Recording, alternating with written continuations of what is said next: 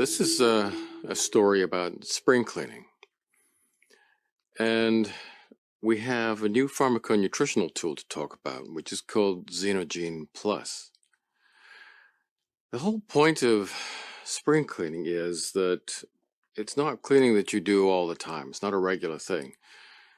You have your routine, you do your maintenance thing, and then maybe as the year turns and the daylight starts to get stronger again, and it starts poking into parts of the flat or the house or the condo that you didn't see clearly enough before. You see that the dirt and the grime is being piling up, and that's when you start thinking about spring cleaning. Now, I've been around for a long time and I've met lots of people. I've never met anyone who looks quite so keen on spring cleaning as this lady does. Getting rid of clutter and dirt, and the industry has provided all kinds of things that we use to clean chrome and ceramics and worktops and this and that and the other, and we're going to go a little bit deeper than that. When we talk about spring cleaning, we're talking about removing debris that builds up in the body, replacing old with new. We're actually talking, if you look about that clock carefully enough, you'll see we're talking about turning time backwards. We're talking about reversing certain aspects of the aging process. Now, you can't just slow or reverse aging because there's a lot of things that are going on as you age. There are many subroutines, and here are a few of them. It is not a complete list. I can go through some of these quickly. For those of you who are interested, we lose proteostasis, which means overall control of the quality of the proteins that you're forming in your cell. Reduced autophagy, which means your housekeeping systems within the cell and to some extent between cells start to run down. You accumulate damaged proteins and other macromolecules in the cell, and that's not a good idea because when that happens, different parts of other types of machinery start going wrong. This is not a good idea. You're moving towards senescence. You're moving eventually towards cell death. Most of you have heard about loss of telomeres and mitochondrial damage. Those are other parts of the process. Changing patterns of DNA methylation. This is known as the epigenetic clock. Parts of the DNA are methylated and silenced and other parts aren't. That pattern changes over time. Reduced expression of mRNA splicing factors. So you have introns and exons, and some of the bits of DNA are silent and some are coding. You don't want to have all of that in your mRNA. So the mRNA that you produce is cut and spliced just as if you were working with videotape. And then growth factors start to peter out, and stress resistance, we become less good at that because stress responsive proteins called alarmins, we don't get quite so good at making those when we need to. Your metabolism starts to slow. Various hormone patterns start to change, and we accumulate senescent cells. These are aged and dying cells, which shouldn't really be sticking around, but they do.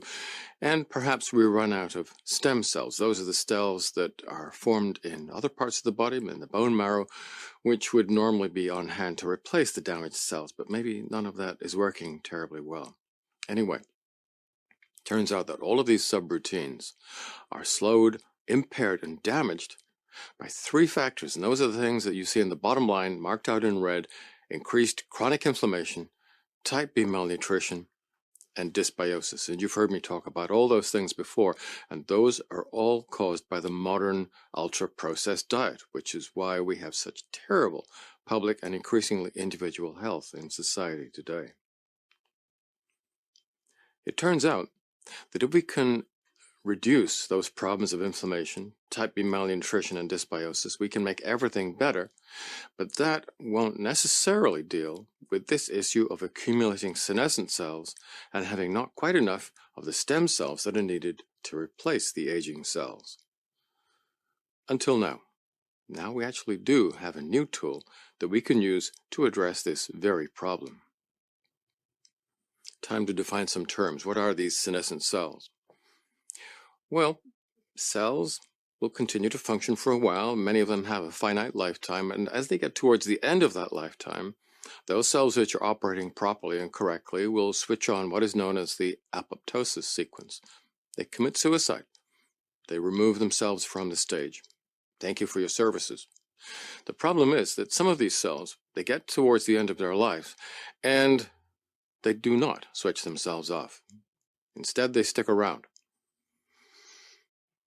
At this point, they're not really helping you because they're using resources, scarce resources, but they're not producing anything positive. They're not contributing. They're no longer functional.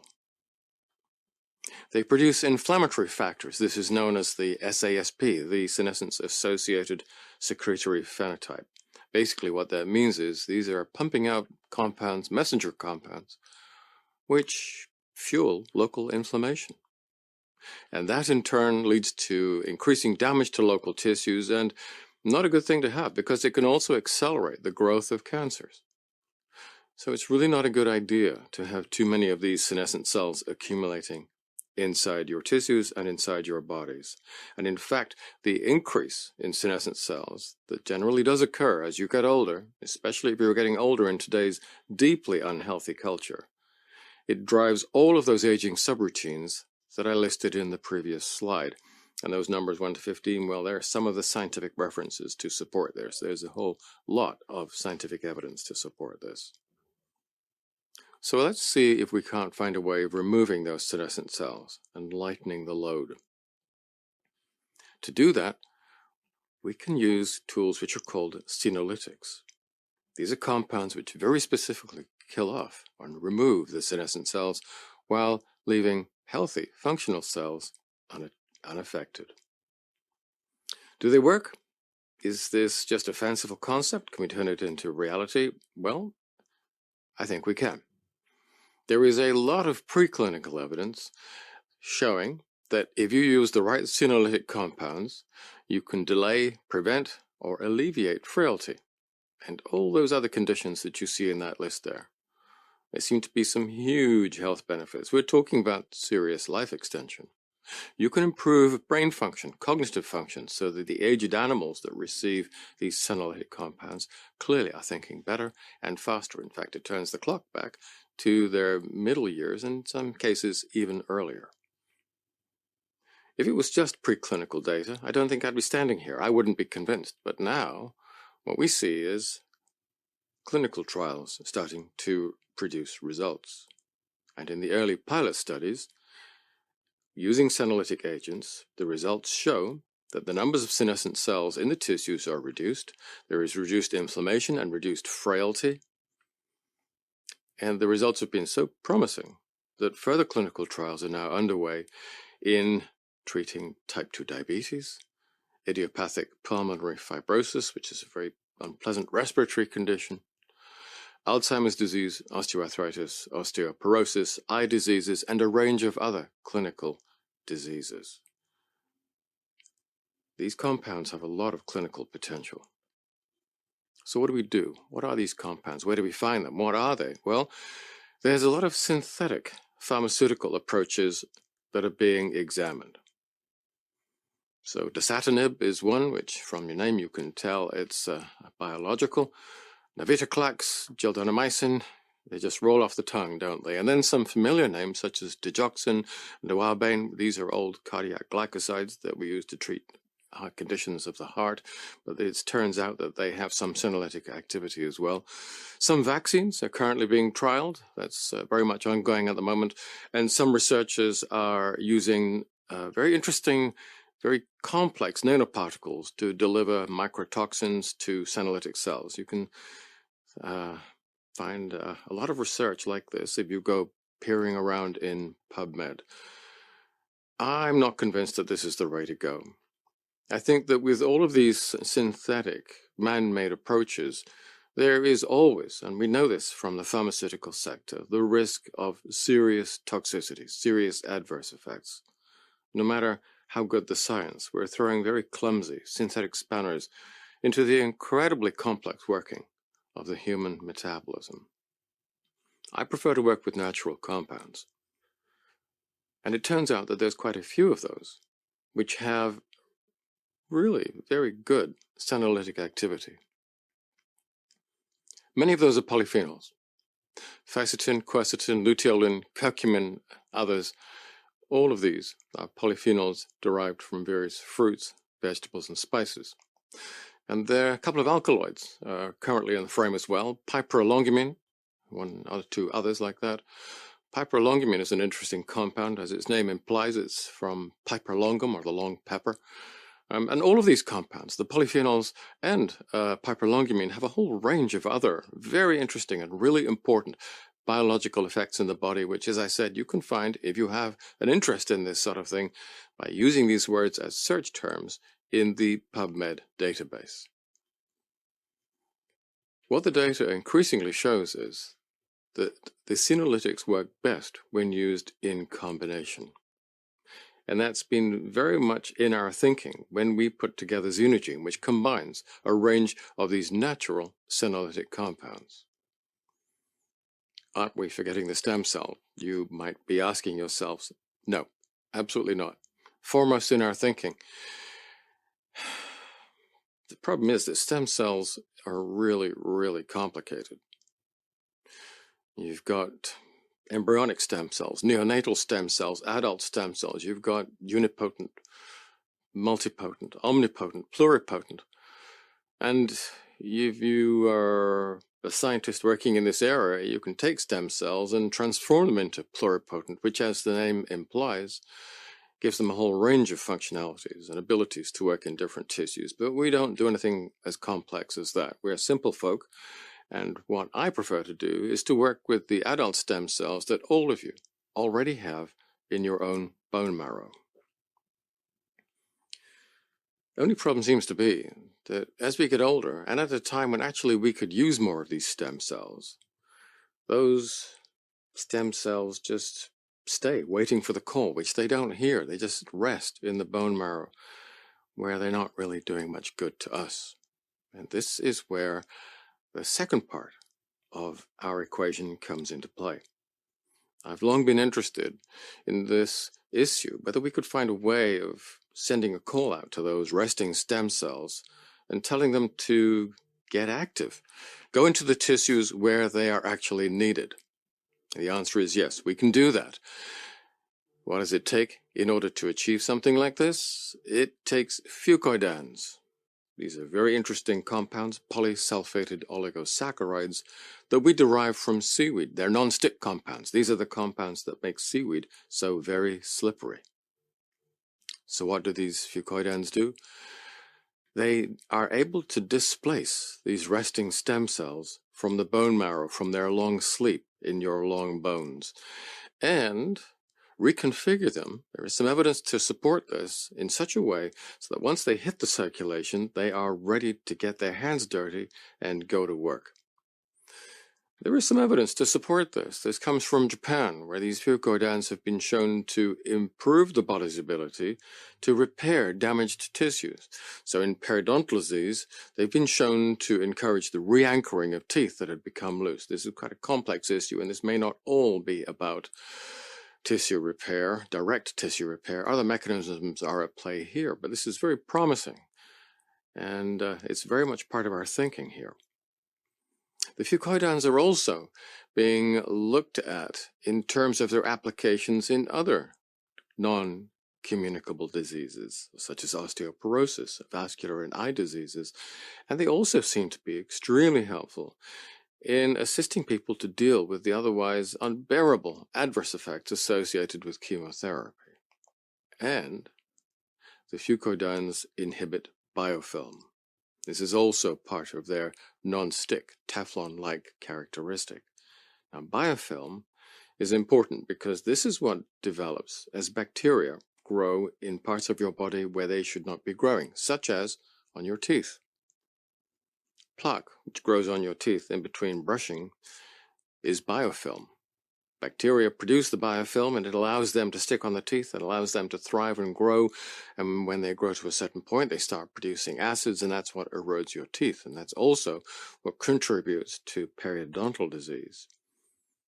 If you eat Fucoidans on a regular basis, the biofilm is disrupted. The plaque will shrink away from your teeth, and in time, tartar, which is mineralized plaque, will fall off the roots of your teeth as well. This is profoundly positive. But biofilm, under certain circumstances, can form in other parts of the body too. For example, on artificial hearts or artificial joints, because they're not immunocompetent. If bacteria ever settle on them, they can grow, form biofilm, which is not a very good idea at all.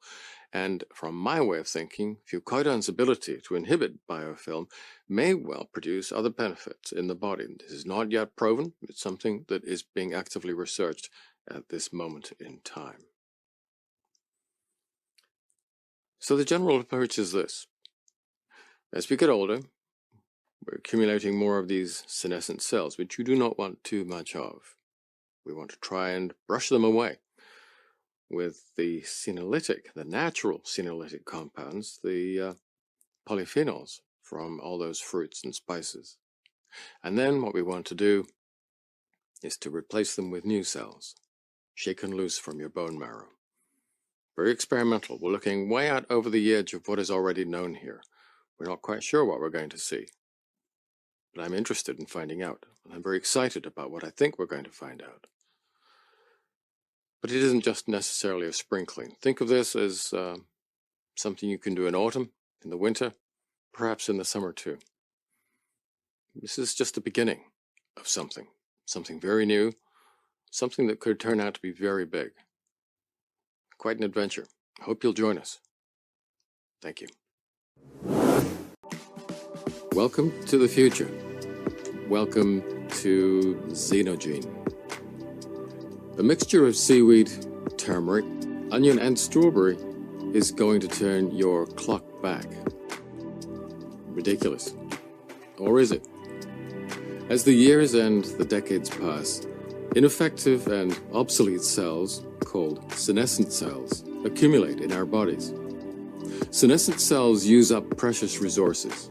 They drive inflammation, and they make a major contribution to the aging process. Pharmaceutical companies are feverishly looking for drugs to kill those cells, but drugs have well-known problems. And why bother when nature got there first? Curcuminoids at the right levels remove senescent cells quickly and safely. So do the extracts from onions and strawberries. Once the senescent cells are gone, we ideally want to replace them, and stem cells located in the bone marrow have the ability to do just this. This is where seaweed comes in. Fucoidans from seaweed are non-stick compounds or anti-adhesins. Think of them as the biological equivalent of Teflon. They help stem cells to leave the bone marrow and enter the circulation. Once there, they home in to different tissues and form new cells wherever these are required. The overall effect is like a deep clean or a spring clean. Refresh, renew, turn the clock back. But wait, there is more. The Fucoidans have other equally valuable effects. They interfere with bacterial growth by preventing the buildup of biofilm. You can test this for yourself with the plaque-disclosing tablets that dentists use to show how badly you've been brushing your teeth. After a day or two of ZinoGene, you will see the plaque fading away, and in time, your oral health will greatly improve. The Fucoidans do a range of things elsewhere in the body which are arguably even more important, but we don't have time to go into all of them here. This amazing new pharmaconutritional tool does not replace our existing products. It extends them. Think of it like this. By using balance oil, or even better, the health protocol, you are already in the top 0.0001% of nutrition in the world. These tools make a huge contribution to your health, as many of you have already discovered. Therefore, daily maintenance, like the daily cleaning you do at home. But they cannot remove senescent cells.